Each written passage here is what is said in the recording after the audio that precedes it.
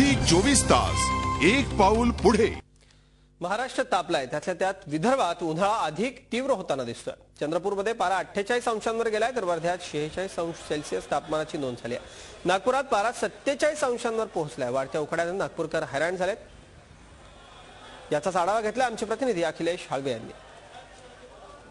हा निर्मनुष्य रस्ता बघून समजू शकतो की नागपुरात वाढत्या तापमानामुळे लोकांना कसा त्रास होतोय, कारण पारा आता सुमारे 47 डिग्रीपर्यंत पोहोचलाय। आपल्यासोबत काही नागपूरकर आहेत, त्यांच्याकडून जाणून घेऊ की त्यांना कसा नेमका त्रास होतोय। पारासारखा वाढतोय, गरमी वाढते, काय तुम्हाला त्रास होतोय?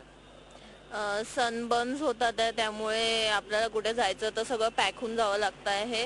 सेकंडली खूप डोकं दुखतं, जर आपण उन्हात गेलो तर लोक फेंट होतात, वॉटर लेवल आणि ग्लुकोज लेवल खूप कमी होतं बॉडीतलं, लवकर एक्झॉस्ट होतो, आपण थकून जातो, काम करायची इच्छा होत नाही।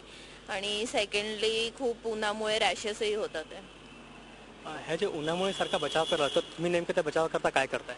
बचाव करतात आजकाल उभं राहणं पण पहिले मुश्किल आहे, त्याच्यासाठी कांदा ठेवून राहिलो जवळ, रोजच्या रुटीनमध्ये मी छाछ पिऊन राहिलो आणि सनस्क्रीन लावून राहिलो। पहिले फक्त मुली लावायचे, आजकाल उन्हामुळे मला पण लावावं लागून राहिलं। आता तापमानामुळे आता मुलं देखील सनस्क्रीन लावायला लागले। या तापमानामुळे तुम्ही स्वतःला कसं काम आपलं करता की त्यामुळे तुम्हाला उन्हाचा त्रास होऊ नये? बेसिकली एवढं वाढलेलं आहे तापमान, कारण 46 डिग्रीच्या वर आहे। या तापमानात बाहेर निघणं म्हणजे असं वाटतं की दुपारी जितकं होऊ शकतो टाळतो, आणि पॉसिबली तर इव्हनिंगलाच काम होत आहे माझे, आणि इव्हनिंग किंवा रात्र, पण दुपारी नाही, शक्य तर नाहीच निघत घराच्या बाहेर। आणि निघालो तरी मग बांधून वगैरे आणि हेल्मेट घालून आणि सगळं तसे तयारी करून निघावं लागतं की सनस्क्रीन पहिले लावा, हे करा ते करा, नंतरच बाहेर पडतोय। उन्हाच्या तडाख्यामुळे आता नागपूरकर दिवसात देखील बाहेर पडायला घाबरतायत।